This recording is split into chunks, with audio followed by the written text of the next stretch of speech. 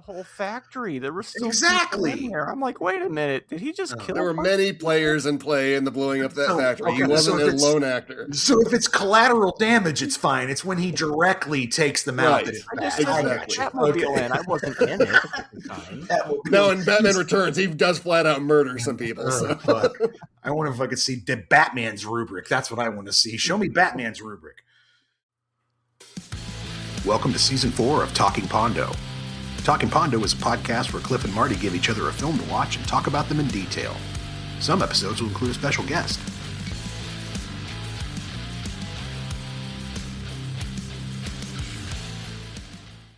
"40 Juggalos Agree" will not be seen this week, so we may bring you the following Mouse in the Sky scheme.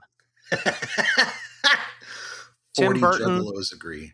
Tim Burton, thank you. Thank you for gracing us with the eventual birth of Juggalos. Rewatching one of our movies today, I thought, is this partially responsible? But anyway, it's Talking Pondo. We're back once again. Woot woot, Marty. Woot woot. So yeah, we're here. It's me and Clif, and what is this? Okay, Someone's been sitting in my chair. I can tell since the last time I was here. Someone sat in it. Uh-oh. Well, right, folks. You know today's guest from his previous appearance on the show, as well as the Reels of Justice podcast. It's Big Ben Haslar. Back again. Hey! Woohoo! I love that guy. Yeah, he's great, isn't he? Woohoo! He's back to talk welcome back, buddy. Another Jack Nicholson film, strangely enough. That's true. What are we watching today? Or what did we watch and now we'll be discussing today? Cliff. So we are going to cover the 1989 version of Batman. And we're going to talk about the 1990, I think is it 98 or 99 version of Blade 98. 98. With Wesley Snipes. Mm-hmm. And oh boy, strap in, kids. I say strap in a lot, but you should strap in because this is going to be a good episode. I got a lot to say. I get the feeling that Marty also have a lot to say. A lot of pleasure. Marty and I are just going to sit down and just let Cliff. No, I won't take over the episode. I'm just saying, I think all of us are going to have a lot to say on this one. I promise. Got any fan mail or no viewer mail? Okay, no. But our hits on YouTube are going insane. I'll change that. I'll be especially controversial. I want to get some mail for you guys. That's why we brought Ben on. It's to stop the flow. Yes, we'll see if it happens, and then I'll let you know when the episode comes out. I'll be like, you're right. YouTube just died. The Orinoco flow has died. But currently, it's really doing pretty good over there, which is a trip. Ryan brought you up. I'm here to drag you back down. Right. Well, we got to balance the scales. That's right. And when we do Talking Figgy, equilibrium is where everyone should be. Yeah, Talking Figgy Pondo. That'll really make it. Talking Figgy is a lot zippier. It's true. I'm just joking. That was for you, Dylan. Talking Figgy Pondo. So Batman, Blade. No fan mail, no viewer mail. Let's just get right to the heart of it. Why screw around, right? Ben is back, and so is Jack. It's crazy, man. There you go. That's right. So you guys want to cover Batman first? You want to go through? You want to talk about Blade? I was thinking we should either go release order or by alphabetical to see who goes first. I'm kind of leaning towards that too. So let's do Batman. Batman. All right. Okay. You want me to read the thing? So let me see here. What is this birth of modern comic book movies, Cliff? Called Batman, 1989. There you go. Batman, 1989, PG-13, 2 hours and 6 minutes. Here's your logline. The Dark Knight of Gotham City begins his war on crime with his first major enemy being Jack Napier, a criminal who becomes the clownishly homicidal Joker. It's directed by Tim Burton, written by Bob Kane, Sam Hamm, Warren Scarron, stars Michael Keaton as Batman. And here's your storyline. Gotham City. Crime boss Carl Grissom, played by Jack Palance, effectively runs the town, but there's a new crime fighter in town, Batman, played by Michael Keaton. Grissom's right-hand man is Jack Napier, played by Jack Nicholson, a brutal man who is not entirely sane. After falling out between the two Grissoms, has Napier set up with the police, and Napier falls to his apparent death in a vat of chemicals. However, he soon reappears as the Joker and starts a reign of terror in Gotham City. Meanwhile, reporter Vicky Vale, played by Kim Basinger, is in the city to do an article on Batman, and she soon starts a relationship with Batman's everyday persona, billionaire Bruce Wayne. Only a billionaire? Jeez. Yeah, I know. At this point, it's like he would be. If they were writing it now, he'd be a trillionaire. He'd be like richer than Elon Musk. Well, yeah. For sure. How else could you afford the Batwing? Yeah. Nowadays, if you weren't a trillionaire. True. Why didn't somebody tell me he had one of those things? They stole my balloons. Like this movie has such great one-liners, particularly from the Joker. But it's just like every couple minutes, like, oh man, that line is so iconic. My favorite line actually in the movie is unspoken, and it's the line where he's trying to tell Vicky Vale that he's Batman, and she turns away from him, and he says Batman, and he just can't spit it out, and I fucking love that, and it's very Michael Keaton. Like I can't see Christian Bale, and I can't see Val Kilmer delivering that line, and I definitely can't see Clooney doing it, but Keaton, perfect. Yeah, remember when they had announced Keaton for this, Cliff? Back in like '88, and it was the whole what? He's the funny guy. He's the funny dude. Yeah. Later, and then he proved us wrong. Yeah, we were all like, Keaton's badass. By the time this came out, everybody at high school, because this is sophomore year of high school. Yeah, this came out. Yeah, this is a few months after we met. Yeah, and it was just it took the school over. I remember it being a massive. It was everywhere. Prince's Bat Dance was #1, and it was insanity. Trading cards, novels, T-shirts, that Prince soundtrack, and that little Batman tin. I mean, you name it. It seemed to be the first one that really made comic books kind of cool. Yeah, I think it's very responsible for a lot of where we are now with stuff. I didn't have any Superman. No, I think Superman was still the beginning of it, but they hadn't but it didn't. It wasn't edgy like Batman. Yeah. Well, and George corners the market with the toys and figures out how to do the product tie-ins with Star Wars and all that stuff. And so Batman later, in the 80s, these films are ready to do that, right? They're ready to market the shit out of whatever hit film they have, And so Batman, they just inundate. It was Batman everything. You got your Batman socks, you got your Batman underwear, you got your Batman shirt on, you got your Batman floaties of the pool, you got your Batman sunglasses. But it wasn't as bad as it got later.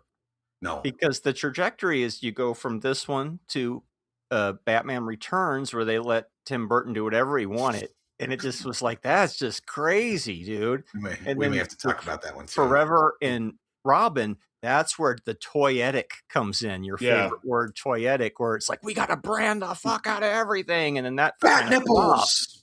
But then this is his ice suit. This is his fire suit. This is his, it's just too much. and the failure of that kind of led to our other movie being able to happen. Blade. And then, Blade begat X-Men, begat Spider-Man, begat Batman Begins, begat Is this the first chapter of Matthew in comic book? Right, that's exactly it. This is the genesis of comic book. Well, maybe we're into the Deuteronomy of comic book. Superman begat Batman, who begat... Exactly.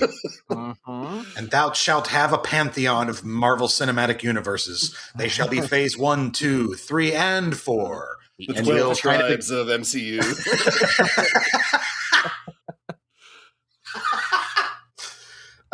So back to the movie. So we start off by basically recreating the Joe Chill murder, right? That's the beginning of this. It's a recreation of it. But Batman stops it this time. He's able to save, and so we see him. We see his raison d'etre being on display right away, right? Actually, if I can, I'd like to back you up. Back it up a little bit. The first thing is that theme. With like the going down like the roller coaster and like going out on that emblem. I was lucky enough to see this huge theme. Yeah. I was lucky enough to see this the Colorado Symphony Orchestra like perform like it while the movie was playing. Oh, that's and dope. Just absolute chills the way that this theme just like builds up until we get that big bomb with Batman and just crash. Yeah. Yeah, very, very good. You are ready to roll with this theme, right? You just want to fight some crime. Yeah, and that's exactly what we see him do, right? And recreating this sort of, in my opinion, Joe Chill, where it's the mom, the dad, the kid, the robbers, and stopping that immediately. And I think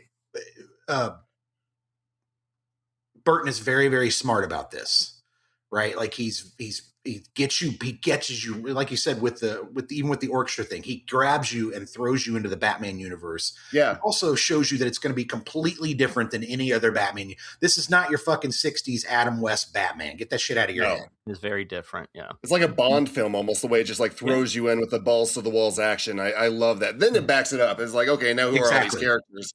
But like giving a chance to like see who this guy is and what he's capable of on the outset is just the perfect way to start these movies. It's shot at Pinewood Studios, so it really is a Bond movie. Okay, interesting. I love it.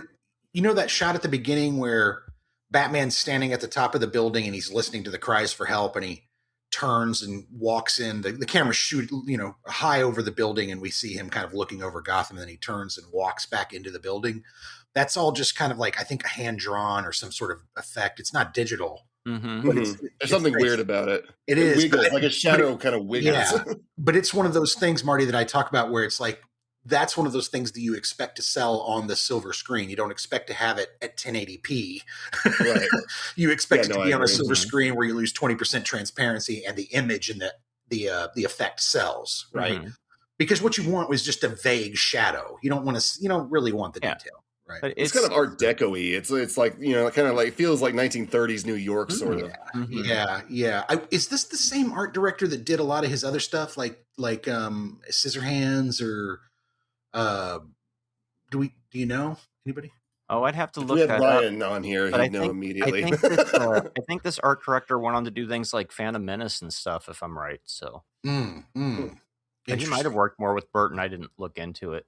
Because it's gorgeous. It's weird, and it, like you said, it feels Art Deco. It feels very cool, but it also feels very kind of alien and out of place. Yeah, and very of its kind of Gotham Dark Knight, run down, dirty, depressed, deliberate, kind of weird. The sets are kind of weird and off kilter, and industrial with pipes and stuff everywhere. Industrial as fuck. That's one of my notes. It's like, are we constantly always in a factory? Like, even when we're in the museum where they're putting paint on everything, there are these massive like blowers and receivers stuck to the wall, like these big. Yeah, no, I love that. It's just like, this city. That's all they did, like back in the '60s or whatever. And like, okay, well, this building's now useless. Let's turn it into an art museum, I guess.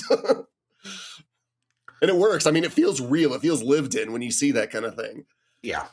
It was really good. Oh yeah. Okay. So this is the person who did Sleepy Hollow, Charlie and the Chocolate Factory. It's the same art director that he's worked with on some of that stuff. Okay. That makes sense. Cause I was just like, it feels like some of his other movies.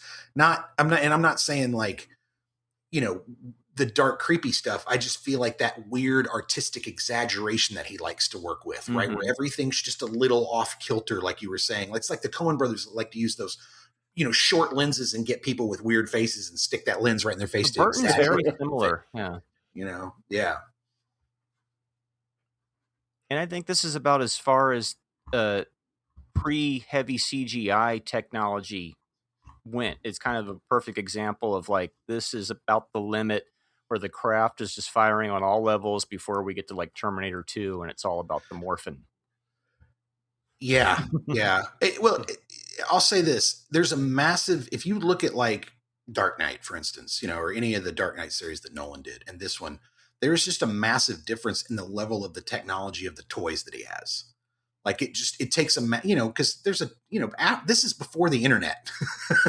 This is before all the digital shit, all that stuff. So all these toys that he has, all these gadgets have to be basically kind of analog to a certain extent, right? His batarang is on a string. What is that? Yes, exactly. And so then, but later on, you've got Dark Knight Batman, who's like, well, I can just see through walls with my phone technology that I've infected the world with. I'm awesome, and you're just like, wow, that's a whole different level of fucking Dark Knight here. Don't you knock Dark Knight? I love that movie. No, I'm not at all. I'm just talking about like the grade level of the Yeah, I know. The 89 to 20 or to that level. Dark Knight's the probably the best Batman movie, if we're being completely honest. So Tracy Walter is in this. I'm a huge fan of Tracy Walter. You guys know who Tracy Walter is? Well, of course. He plays Bob. We've seen him in at least 2 movies on this show. Do you remember which 2, Cliff? No. One of them should be obvious. That was Repo Man. Repo Man, that's what I thought, yeah. And the other one, he was in Midnight Run briefly, if you recall. Oh, yes, he was. Yeah. Okay. But he popped Justice for Bob. He deserved better. I liked, Bob. He had an action figure, too, I remember. Just getting shot like that was pretty shitty, because it's like, how was he to know he had a bat wing? You know, fuck your balloons. I'm going to need a few moments alone. This is also Kim Basinger at her awesome, like her most pinnacle of her awesomeness. Like, this is where she was untouchable. Like, if you wanted a beautiful blonde, you went, right for that kind of Lana Turner, Veronica Lake. And she's only really about 6 years after Never Say Never Again. Yeah, so still, yeah. Yep. And she's good in the movie. I mean, she's a good actress. I like her part in the film, especially. Yeah, she's not a complete damsel. She has her own interests as far as like trying to figure out who Batman is, and I like her team up with Robert Wool quite a bit. I can't remember his character name, but they kind of team up, and even Wool's he's not a wallflower. Like, at one point, he's got a bat and he's fighting Joker's bad guys to get him to let go of the balloon that's flying downtown. His name is New that they're all Turk. Wet Rags. New Bomb Turk, and you know what he did to get them to run away after he lost the bat is he did the Volare song, but he farted to it. Yes, if you've not seen the Robert Wool classic, The Hollywood Knights, he's basically the same character, but the teenager version. But that's more of a Porky style movie. But it's early classic Robert Wool. Actually, that was 1980, so he had a very interesting decade. But it seemed like after this, he got Arliss, and he started popping up and stuff. If anybody remembers that ancient HBO show. So I got to see this twice in theaters originally. How many times did you see it, Cliff? At least 3. Wow. Probably more. I saw it. I was obsessed with it. I think we all were. It was an interesting watch. I haven't seen it. I've left it tucked away for a long time because I didn't want to really. I was very worried it was going to be like E.T. When I watched E.T., I was like, oh no, it's not the magic that I remember as a kid. It's fine, but it's just not. It doesn't work if you're not in a theater with 400 people. I don't know why that is, but E.T. just only works when you're crowded in with a bunch of other people and experiencing it as a group, right? To me, but Batman I was obsessed with Batman and saw it quite a bit. Even the VHS release was a huge deal. Because it came out pretty quick, I think in 90, and then it was one of those early sell-through, wasn't it like 1999 or something? And yeah. So it was quite the phenomenon. And then Dick Tracy came out the next year, and it was not quite the same. And it was like Tim Burton almost completely unlocked what the comic book movie was going to be. But it seemed like the big studios didn't want to listen for about 15 years.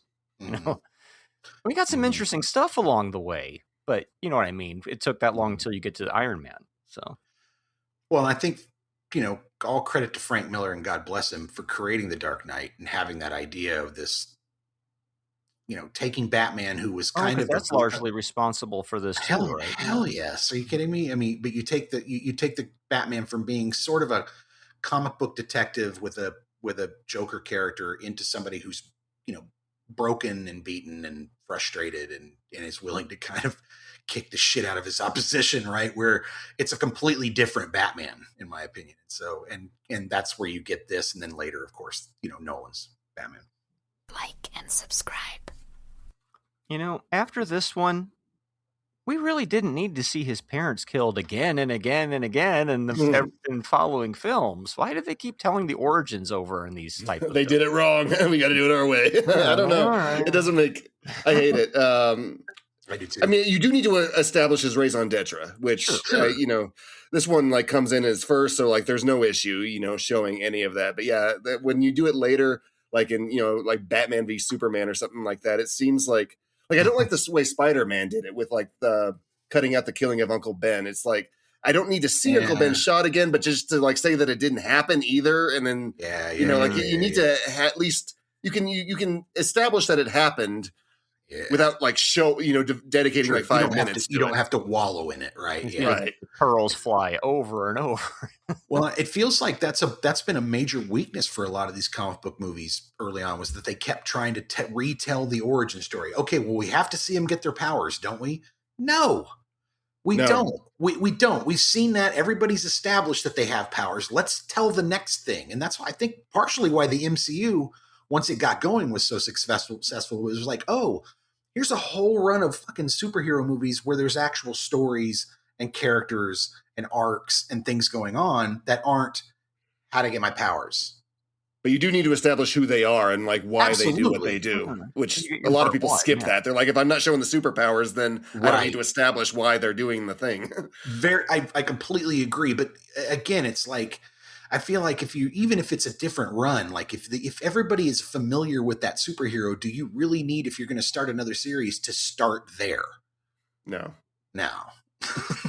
But you're right. Sometimes now they make the mistake of jumping too forward.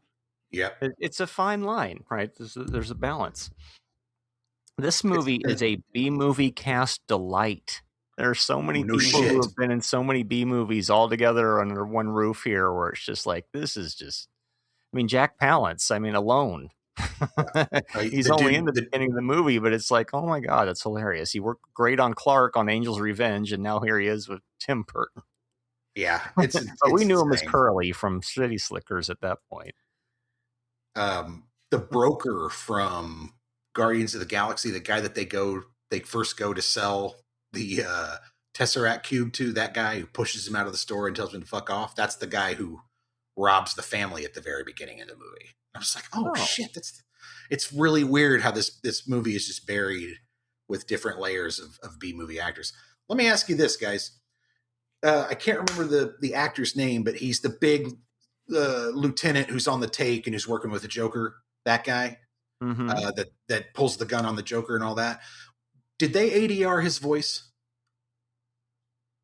I imagine they ADR'd everybody's voice, at least. No, but I mean, it feels like they Darth Vader'd his ass. Like they were just like, we don't like your voice. We're just going to get somebody completely different, because he had this weird kind of dark voice like this, where he looked like he'd have. That sounds pretty good. Let's do that. It was right. I mean, he had that voice, but at the same time, it was like, that doesn't sound like the voice that your face would have.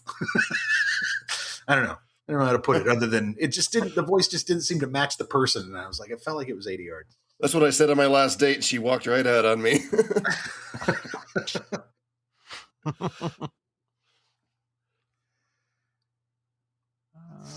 My notes here. What else have I got? Both of these movies today are about crime bosses being overtaken and the bad guy killing the parents of the superhero. And then you're the one who did my parent thing and made me. I made you. You made me. We did break away from that a little bit, and they both start out the same way too. If we're going down that path, they both start out with like the superhero just coming in and being awesome and not establishing stuff. Yep, that's very true. And then you get the superhero in the backstory. This Batman, I love this movie, but this Batman has the aim of a standard issue stormtrooper.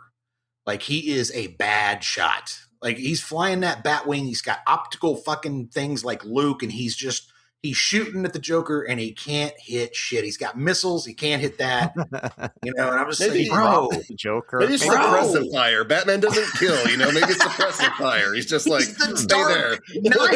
I'm the Dark Knight, but I don't kill. He doesn't call himself the Dark Knight in this movie.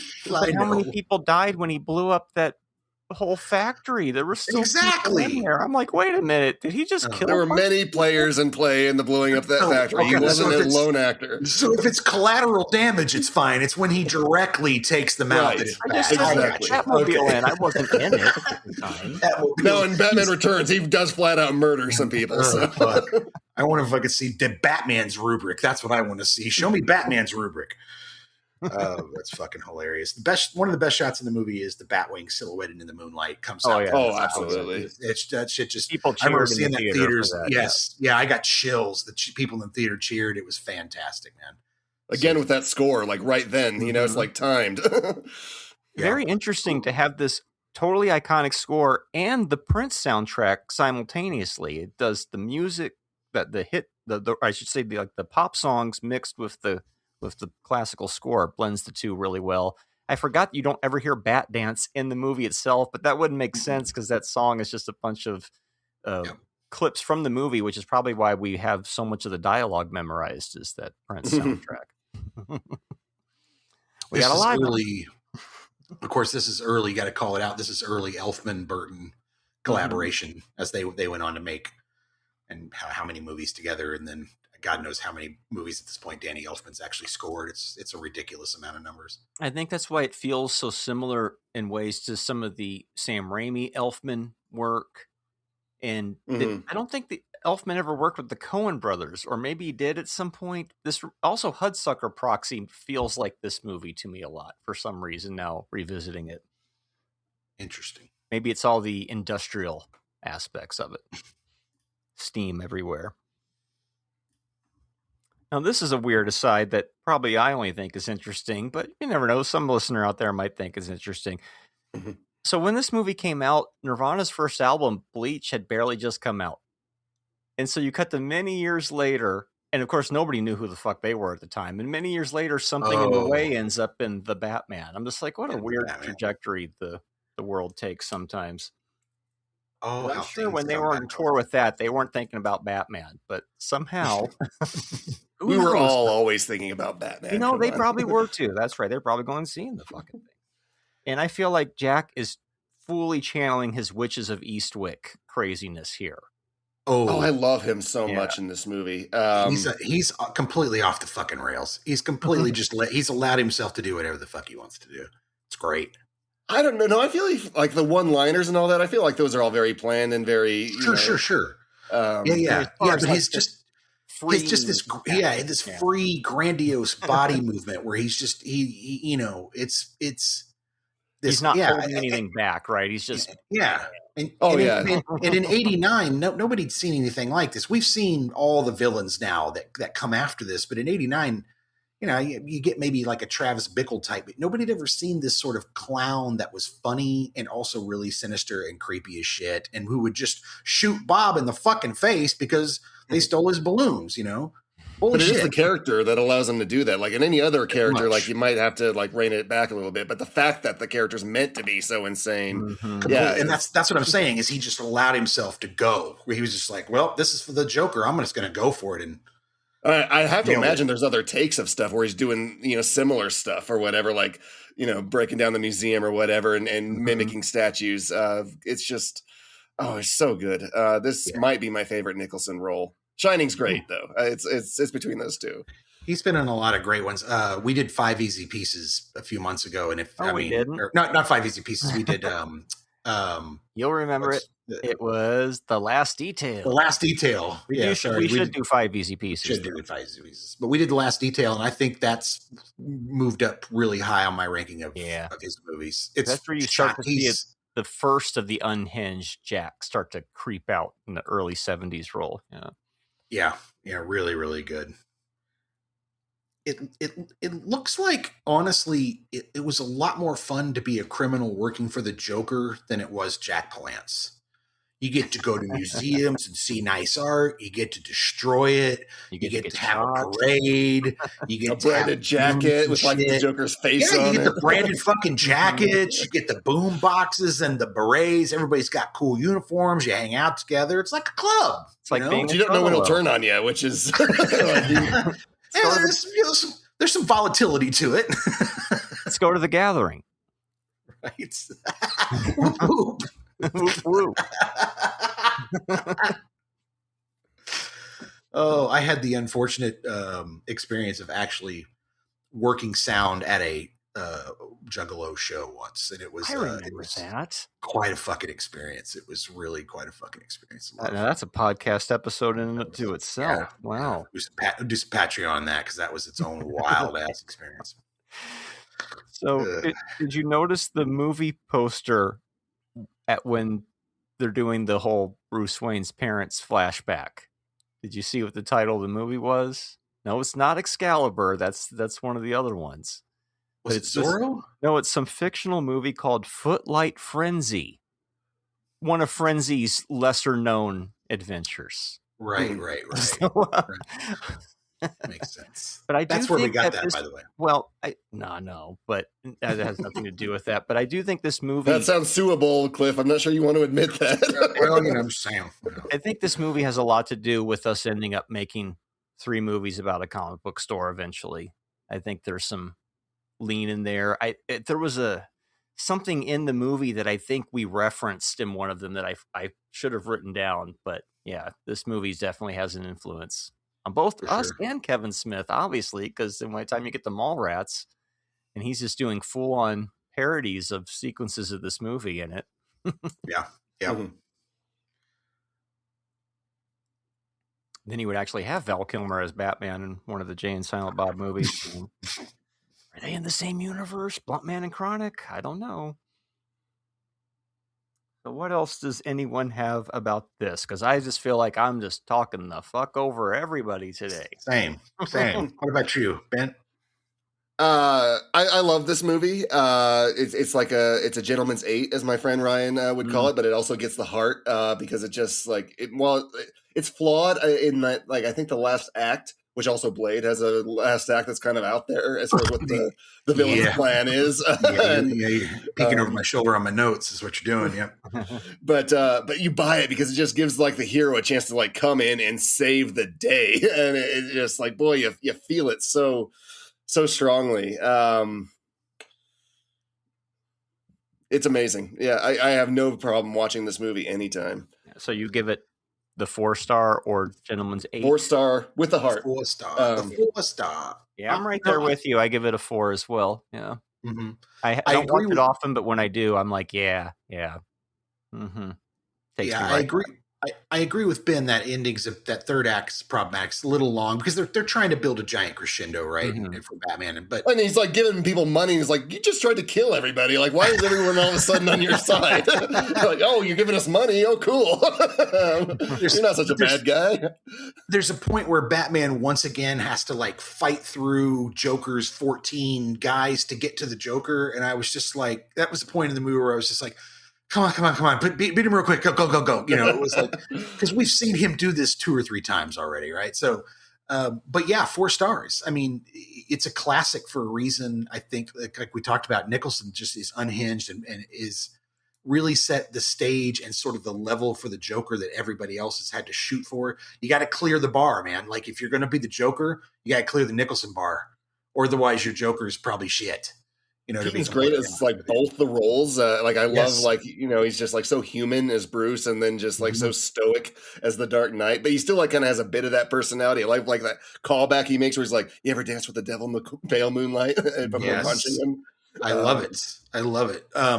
In fact, my favorite thing in a while in the superhero movies has been that, and I hated that movie, but The Flash, where he brings Keaton back, and it's the Keaton at the mansion and all that shit. Oh my gosh, no! I've been waiting for someone to defend that on Reels. I was dying laughing. I thought that was just amazingly funny and silly, and a lot of fun to see Keaton finally in the suit again. You know? No, I could not disagree anymore. Yes. Anyway, yeah, 4 stars for me too, Mary. I have not seen The Flash, so.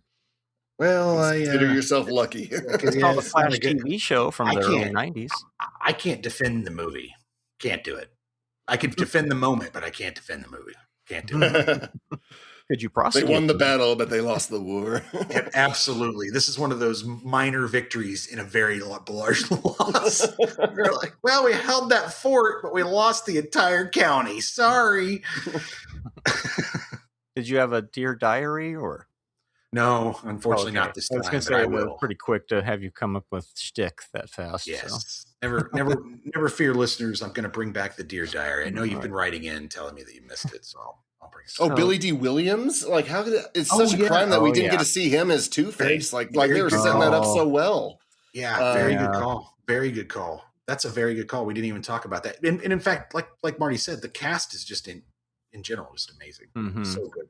Well, things get weird in Batman Returns and to varying degrees, and I feel like it just led to It's Always Sunny in Philadelphia because Danny DeVito taps into the grossness of his penguin character on almost a weekly basis on that show. So there you go. Who did he fight last time? Nicholson. Next, DeVito. Okay, we already know it's going to be fucking weird. And Michael Gough is Alfred. Like, he's in like all 4 of these films. Like, he's the one that like he nailed it. Like on the first outing, you know, like we can't have any other Alfred until this guy, you know, ages out. He's the guy. He's like Hugh. Yeah. Yeah, I like that early on where Vicky Vale's at the party and walks up to Bruce Wayne and is like, "Do you know this Bruce Wayne guy?" And he's like, "I'm not sure." And he stabs the pin into the tree and boom, Alfred appears to take the pin out. And then he puts his champagne glass down. It almost falls. Alfred appears to grab the champagne. Like, he's a step or two ahead of Bruce the entire movie in that regard, as far as making sure these. Yeah, like even says like I wouldn't be able to find my shoes without him. And you feel that, like, yeah, Alfred is like, he's the backbone of like, Batman's out doing the fighting, but Alfred's doing all the other stuff to help him do that. Yeah.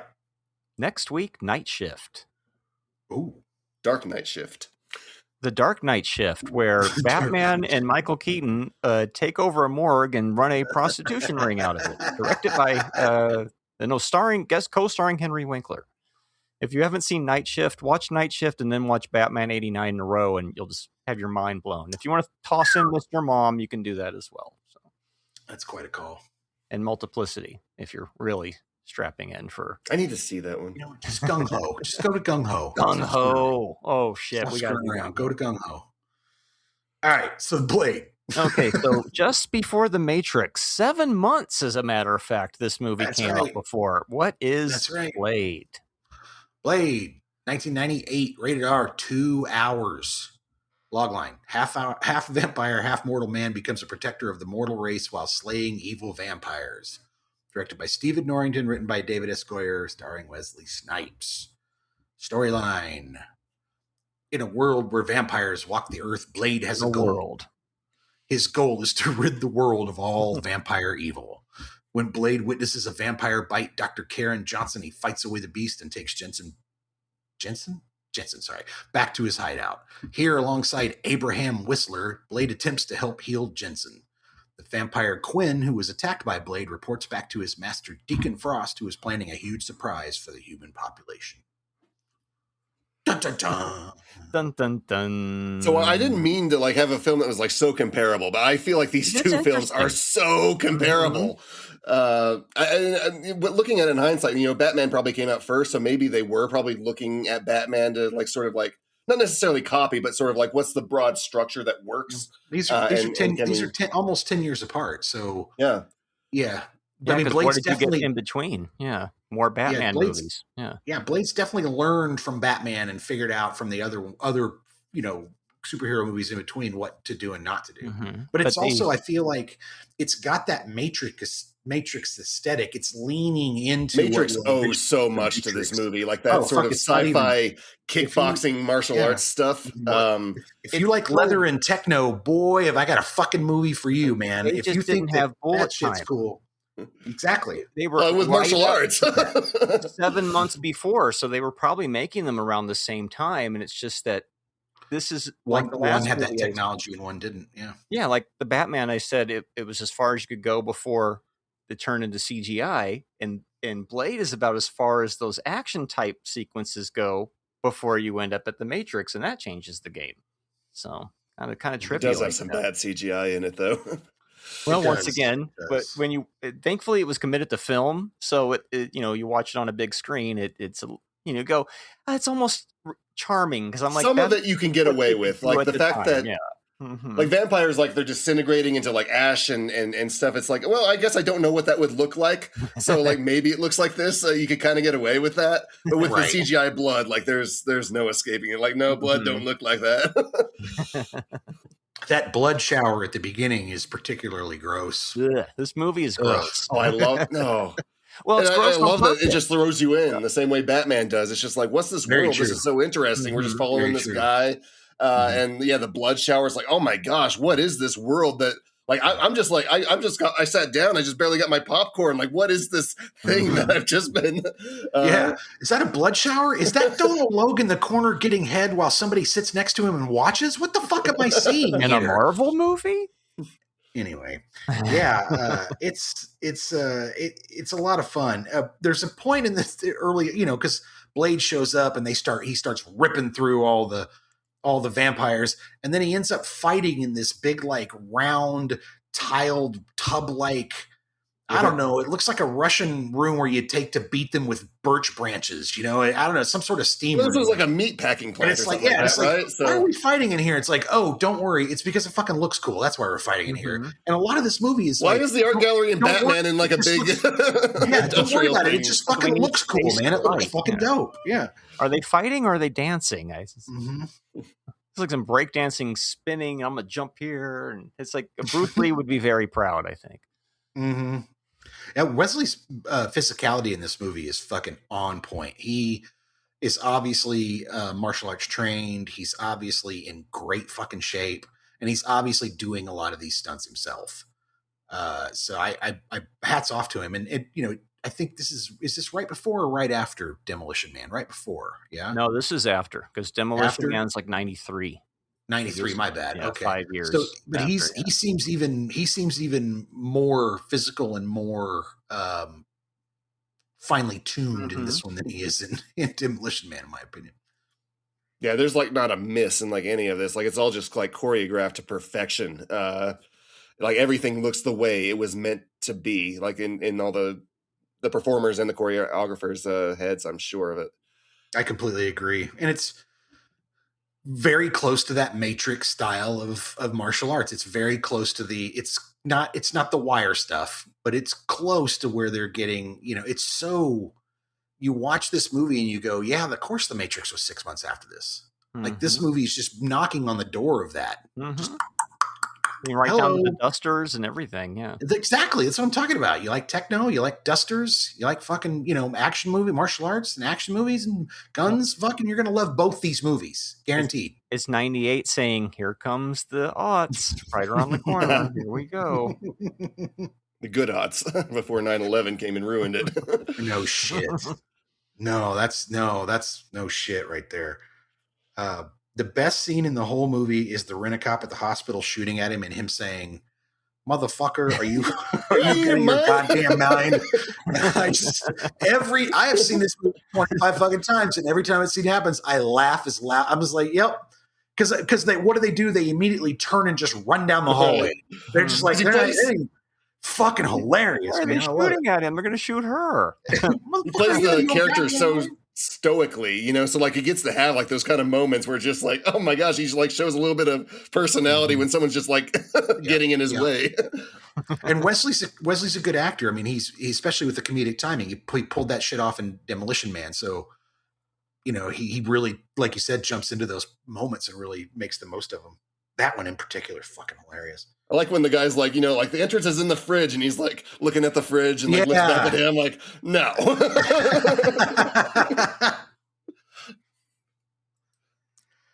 The dude Kenneth Johnson, the blonde dude that Tracy Lords drags to the party. I was lucky enough to meet Tracy Lords, by the way. She's extremely nice lady. And I always forget she's in this movie in the very beginning. But he looks like the blonde dude from Jocks. The blonde nerdy tennis player from Jocks. Anyways, yeah. Sorry, go ahead, Marty. Oh, I'd say this is a vampire movie first and foremost. It always gets held under comic book now, but when you watch it, it's kind of very pure vampire story, right?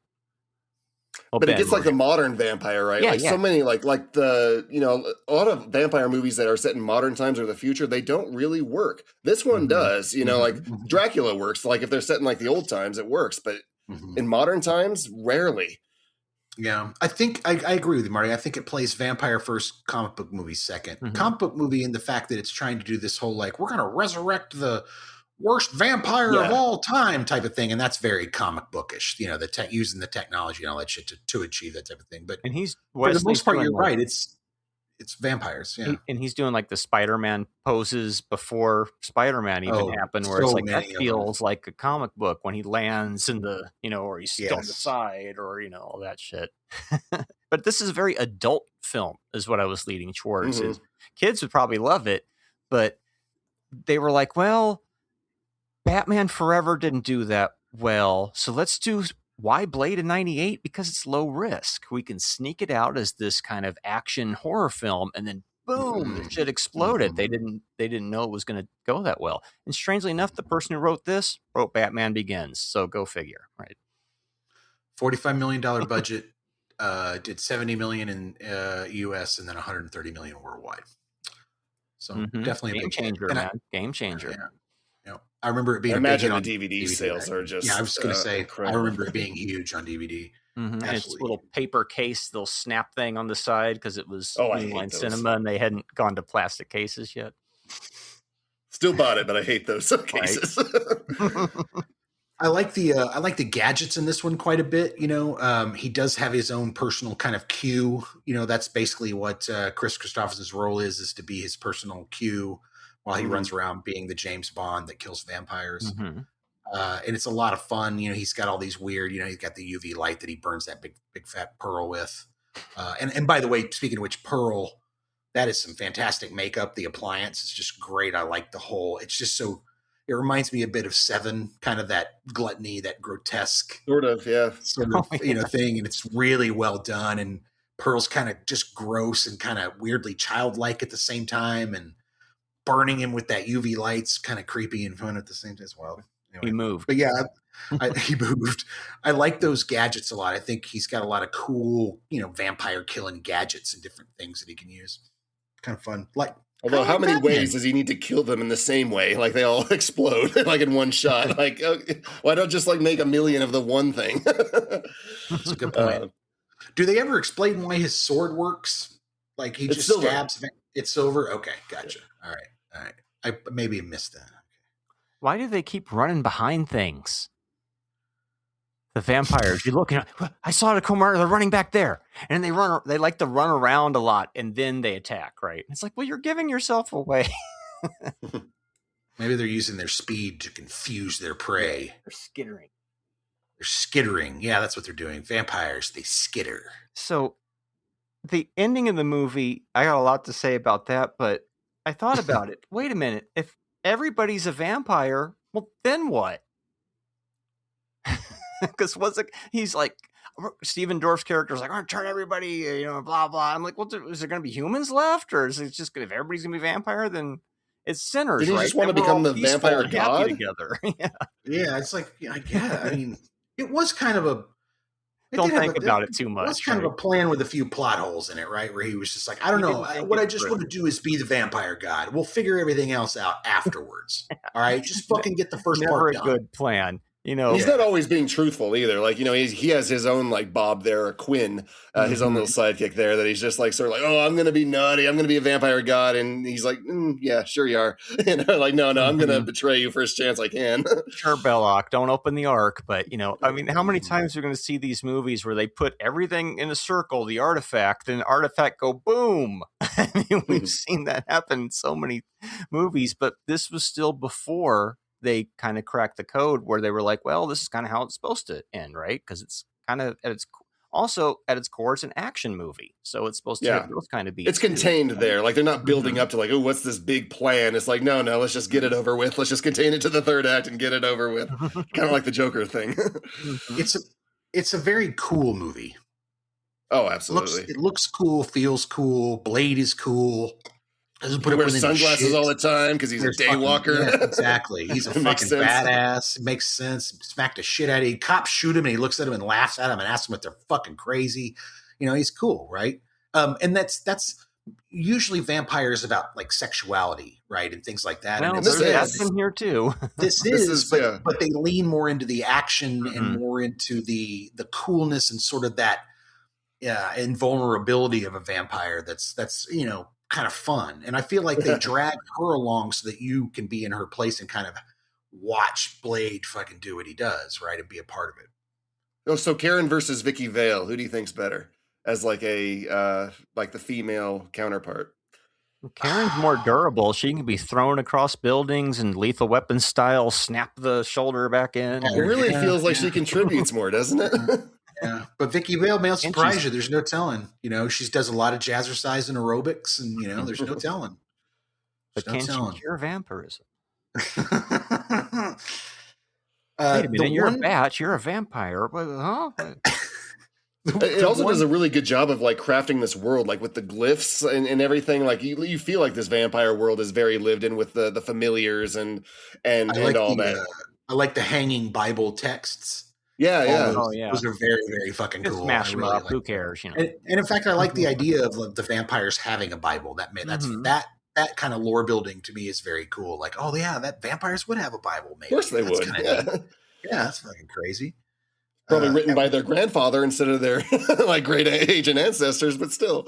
I'm surprised Leonardo da Vinci wasn't in there somewhere. You know, that you know of. Quest of the Delta Knights. Hey, ancient artifact. Boom. like we were saying on Hudson Hawk. Boom. Boom. Fifth Element. Boom. I saw this at the drive-in. Did you really? Yeah. I can't remember. I think I saw it with Scream 2. I was too young for it. I had to see it in college on DVD for the first time. Blade Trinity was my first Blade theatrical movie. Oh, isn't that your favorite one? That's my favorite, actually. Yeah, I like that one. Yeah, just because it's got the smart aleck, it's got the hot girl. It's like it's the group, you know, kind of like a D&D quest type of thing, right? I really enjoy that one. I think it's fun. It's one where I just unplug it, don't take it seriously, and just kind of enjoy its silliness. And it's got Parker Posey in it, and she's fucking great. So I'm kind of with you. I don't like it, but you know, I don't hate it the way other people do. Like other people treat it like it's just garbage. It's like you're right. It's fun. It's absolutely. It's just popcorn fodder, right? Right. Like just, you know, it's nothing. Anything I'm gonna like fucking no hill I'm gonna die on for Blade Trinity by any stretch of the imagination. But if you put it on at the same time, be like, hey man, pass me that popcorn. You know, I'm fine with that. I'll watch it as a trilogy on a rainy Sunday or something. Yeah, sure. I don't even remember Blade 2. Oh, Blade 2 is awesome. It's the one where they try to bring the dude from the Middle East, the ancient vampire shows up and he starts coming back. Isn't that the one? Isn't that what we just watched? That's Trinity. That's Trinity. Which one's 2 then? That's the one Guillermo del Toro did, where like there's like that virus that sort of infects vampires. So like it's vampire monsters eating vampires, and now vampires are kind of the. That's that again. Right. I don't remember it. Yeah, I'd forgotten about that. It's awesome. Holy no, shit. it's just as good as this one, in my opinion. Okay, interesting. What about the Blade TV movie? I never saw that. I saw it. I do not remember it. It did not land on me. What about Deadpool versus Wolverine? Is that another Blade movie? Yeah, because I know you don't like that multiverse stuff. But did you enjoy Wesley? I love multiverses when done right, but nobody does it right. Okay. They're just like, let's just bring in every character we can and just say, yeah, it's a multiverse. Hate it. No, and Deadpool I hate too. It's just so lazy to. What are you talking about? Well, it's Ryan Reynolds in Trinity as a different character. Yeah. You know, he is kind of Deadpool in Trinity. He's Deadpool in everything that he does. He has one note. I'm not even going to, again, not a hill I'm going to die on is Ryan Reynolds acting by any stretch of the imagination. Marty, you triggered me by mentioning that movie. Well, you know, it's part of, you know, there's Wesley Snipes' is Blade again, so it had to come up. It's a new but it was meaningless. It was so meaningless. It's just like, well, he wasn't. It was fun. This is shall I see you guys on our other show, Reels of Justice? Right. We're gonna have to keep bringing them on and trigger them like this, man. It's a lot of fun. Just keep poking at their weaknesses. Oh, maybe it'll lead to another Wesley Blade flick at some point. Who knows? Yeah. I would not be. I wouldn't mind. They would have to do Old Man Blade. They would have to do it under that framing. Don't make him like this. Like do an Old Man Blade. Human, yes, yeah. I would like to see a Blade Gambit crossover movie. That's what I would like to see. No, like Logan. Do Logan but Blade, like something like that. That would be all right too. I'd be okay with that.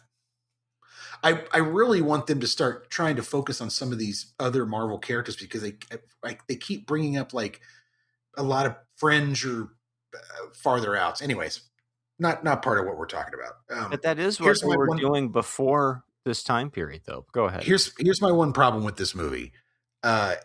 it's the bad overcranking during the chase scenes. Yeah, with that's the car. of its time. Yeah. It looked terrible. But that's the only bad special effect in the movie, in my opinion. It's like 15 seconds of terrible. It's over before you know it. Yep. And that's, I got to call it out because we're talking about the movie's good spots and bad spots. But for the most part, the movie is, even in 98, still holding up really well. Mm-hmm. Yeah, I think it's really holding up. It's the fun third to act and the CGI blood, like those are like really the only big flaws in it. Yeah, that overcranking again. But for me, overcranking is a sore spot. That's one of my like top. Yeah, you wonder like what's the point of it? Like, are they supposed to be driving super fast? No, it's just like style, I guess you're trying to show how fast it looks to Blade when he's doing it or something, or I don't know. It's weird. You can punch slow, and then we speed up this 2 seconds to go, make it look like you hit him real quick, and you lose like every other frame, that type of look. Mm-hmm. I'm like, 1998, you're taking me back. To be fair, the movie comes up with some really fun and creative ways to kill vampires, which I always appreciate. If you're going to have a vampire hunter type of movie, you should have a bunch of different ways to kill them. It shouldn't always just be a stake through the heart. That's boring. He's got his own batarang thing. He's got his sword. He's got the garlic. He's got like that zip line thing they just pulled out and beheaded the guy. That was cool. He's got the flashlight. He's got the garlic waters. It's great. It's a lot of fun to and again, all these gadgets that his personal Q has made for him to go out and kill vampires. Mm-hmm. So yeah, this and a lot of great one-liners for him too. Just some motherfuckers always trying to skate uphill, and even the ones that aren't one-liners, but like the thirst always wins. Like that phrase just sticks with you. So stay thirsty, friends. Stay thirsty, stay thirsty, my friends. That's funny. Frost is kind of interesting. He's like a little young. Like he hates like the old guard, so he's like sort of like almost what Kylo Ren maybe should have been. Like sort of like. A little rebellious, but a little hateful in everything. The old guard, were they completely useless because they didn't fight back? They didn't seem to have any powers, but we're the pure blood. We run everything. But yeah, you never do anything. I think, a lot of old guards like think they have more power than they do until like they make everyone mad and they just rise up and take stuff. It's like, I thought you just respected it. It's very communist, right? Like, once the workers seize the means of production, you know what I'm saying? Right. So it's like, all these guys think all the people that work for them, they have them under their boot and they finally go, fuck this guy. And the next thing you know, you're not that powerful. It's one of those things where they talk about billionaires building these survival bunkers and shit, and they're going to have all these guards, and everybody's like, what's to stop the guards from just killing the billionaire and just taking over the bunker with all the food? Like what's it the always incentive? happens. You just got to push them far enough or to the point where just what's the fucking incentive? Exactly. What's the incentive? Yeah. Anyway. So there's a scene where it's later on, it's as Blade's trying to go into that vampire club, right? And she's going with him. He gives her the gun. And as they're walking up, they're like 75 feet from the club. He starts explaining to her how to kill vampires. And it's like, maybe 5 minutes earlier, this conversation would have been a better, fit than right before I'm 20 feet away from a living fucking vampire, where you're like, shoot him in the head or you're fucking dead. And I'm like, oh, well, great. Okay, that's good to know. Okay, good. Anything else I should know? Don't get bit. Okay, awesome. Anything else? Well, it's a refresher course because... never mind. They're here. Chris Christopherson kind of told her the basics, and he's giving her the refresher course. Yeah. Why? Because it's better to do it in a walk and talk, because it's an action movie. Yeah, no, I hear you. That's great too. Chris Christopherson, like he's fantastic. Whistler. Mm-hmm. Yeah, he's fantastic. He sells that so shit really rough well. And mean, but like has that kind of heart beneath it all. There's such a great bro moment when fucking Blade has to take the medicine, the anti-venom toxin or thing, and he straps himself in and bites the thing down and injects himself and Whistler, they have that bro fucking, handhold thing where he's just strapped into the chair and going through all the things. It's such a great, just total bro moment. A lot of fun. Maybe he's the Alfred of this movie. Yeah, running poor Donald's face along the train. That's not nice. That's some Looney Tunes ass shit. You shouldn't do that. He's a vampire. He'll regenerate, And the regenerating vampire, that's a unique thing to this too. You don't usually in most movies you stake them, they're gone, but this movie they just keep regrowing. Keep regrowing. Yeah, I do love the fact that they're trying to cut him open and he pops up and just bites that dude in the fucking neck, and then he's off and running. And I thought that was dope. Really, really cool. Real horror movie, sort of. Yeah, real horror movie type shit. Exactly. That's what I mean. And you get all this comedy and this action, and then in the middle of it, there is some actual kind of moments of like, like the blood coming down on everybody's faces, and that dude's just surrounded by him and starting to freak out as they're leaning in. It's iconic. It's so iconic. It's fucking dope, dude. It's really, really good. But yeah, I'm with you. I think it's a little long. If it was me, modern day, if it was coming out nowadays, and like I was in a studio, I'd be like, man, find 10 minutes. It'd be longer. go 150, find 10 minutes, or make it 5 acts and show me another 30 minutes worth of shit, right? But I think this movie is if you just find more Udo Kier. Get a little, mind a little more Udo Kier. Also, the dude that plays Khan Noonien Soon's second is in this movie. Hell yeah. But I'm sure you could find a little bit to trim off just to get that pacing a little bit tighter. But that's just a minor complaint for the movie. Like, I think it's a lot of fun to watch. Just that over-cranking thing, and you got it. Yeah. No, fix that shit. And yeah, that's a half a star I'm taking off for that, man. I have to. What? A whole half? No, it's not worth a whole half a star. Whole half a star, man. So the success of this allows Fox to finally figure out how to make an X-Men movie. And then we start getting more minor characters things pop out, like Daredevil and Elektra. And what was the last mainstream superhero movie before the release of Iron Man? Ghost Rider. And so it's interesting to see how Blade kind of like, well, let's make a whole bunch more, try to be Blade, try to capture that Blade magic before the switch was flipped. Yeah. Was Jonah Hex before or after Ghost Rider? That's probably after. Was that during the MCU run, or was post Iron Man world? I think. Interesting. Okay. Because didn't you work that? Wasn't that at your theater? I ran at the theater for sure. You probably ran Iron Man before it, I'm guessing. All right. I can't remember the order. Well, we're not going to look at IMDb in the middle of the podcast. I'm going to look it up. So you can just write in and let us know. I'm thinking it's probably like a year or so after Iron Man. It feels like that to me too. 2010. There it is. Yep. 2010. Jonah Hex, man, that is a stacked cast, but just like they do nothing. It was not good. That was not good. The last thing I'll say about this movie that was kind of one of the things that I kind of like is Stephen Dorff at one point makes some faces that look like his orgasmic faces while he's got the blood on him and all that stuff. And I'm just like, I don't want to see Stephen Dorff make that face. Like, I don't want to see that. But other than that, he's a great actor, and he's really fun to hate. He's one of those guys that he's really fun to dislike, and as a bad guy, he really leans into it, and you can really sort of be like, yeah, kill this motherfucker. I don't like this guy at all. Go ahead and take him out. I have no sympathy. He's overconfident. I just don't like him. He's terrible, and he's real good at that. And I guess another reason this was part of, not a reason, but it's part of that late 90s vampire renaissance. You first you get your interview with a vampire, and then after Buffy and all of that, we were very obsessed with this type of stuff around this time period. So this fit really nicely into that, I think.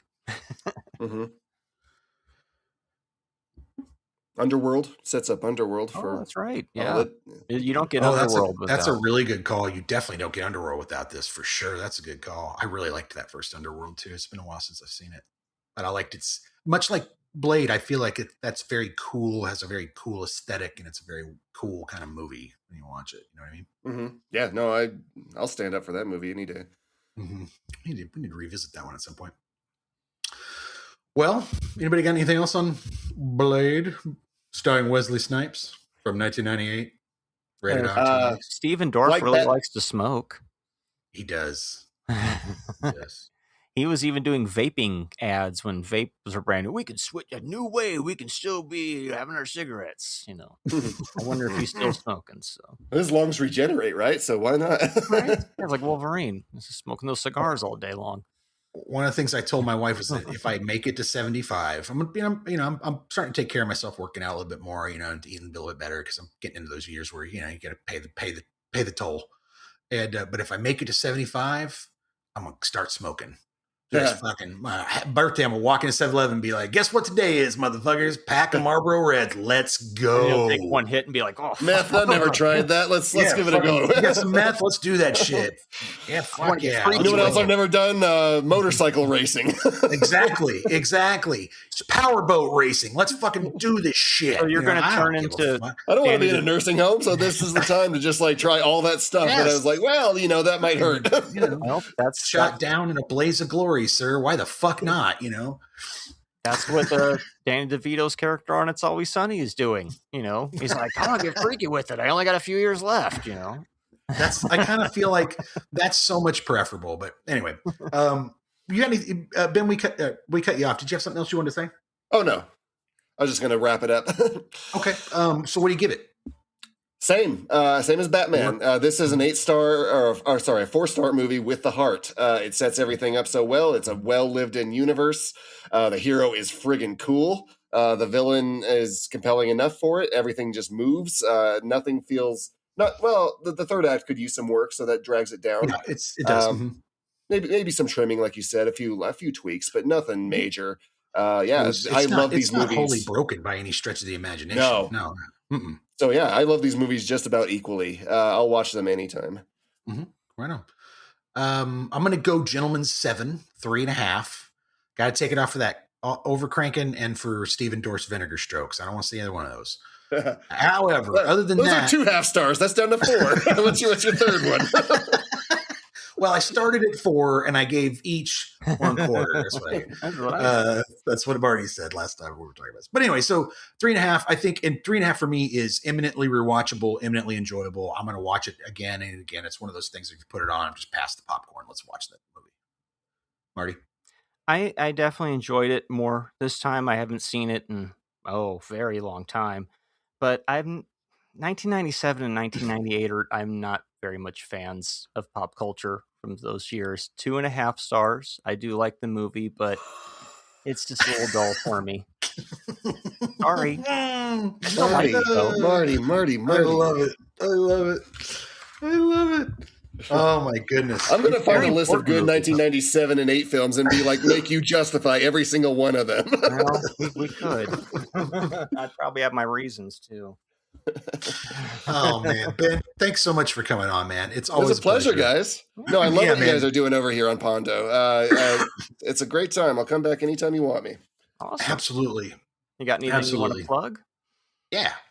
Oh, well, I'm on a little podcast called Reels of Justice. Marty and Clif here have been on a handful of times, sometimes together, sometimes independently. So definitely check their episodes out. It's sort of a courtroom where we decide if a movie is guilty of being a bad movie. So arguments are split entirely between good and bad sides. Obviously we kind of probably find the film in the middle somewhere, but we're forced to argue that it's either all good or all bad. And the jury gets to decide, but you, the listener, also get to be the jury at home to see which side struck a tune with you the most. So yeah, it's a lot of fun. And at least check out Marty and Cliff's episodes. It's a great podcast. To be a jury member. Ooh, I want to be a jury member. We've had guest jurors. Yeah, I remember hearing a few of those. I wonder what that experience would be like. Yeah. I'm just listening. I get to decide their fate. Oh my God. Yeah. Oh, I mean, as someone who's like doing something and has stuff to promote, like you do have to sit back for a bit while the trial happens. Mm-hmm. But as long as you're okay with that, yeah, it's fun. We've definitely had it. And we like them on the show because it gives us a chance. We have like these ones that we want to do, but the guest usually picks the movie. So a guest juror gives us the chance to sort of like, let's do one of these that we've always wanted to. Yeah, well, call Marty or I for any time for that. We're happy to jump in on that. That sounds awesome. You busy next week? What time? We'll talk after. So great. Awesome. Ben, thanks for coming on. We're going to get out of here. My pleasure, gentlemen. You guys want to get out of here on a quote? Wait till they get a load of me. Ben? I love them already. Never rub another man's rhubarb. That one's good. That one's good. Right, no, actually, I want to change mine to He Moved because that is just so funny. He moved. Wonderful toy. Oh, that's a good one too. He stole my balloons. There's like get out on a line. These movies both have like so many lines. Yeah. All right. Well, that's why I'm just going to cut us off right here.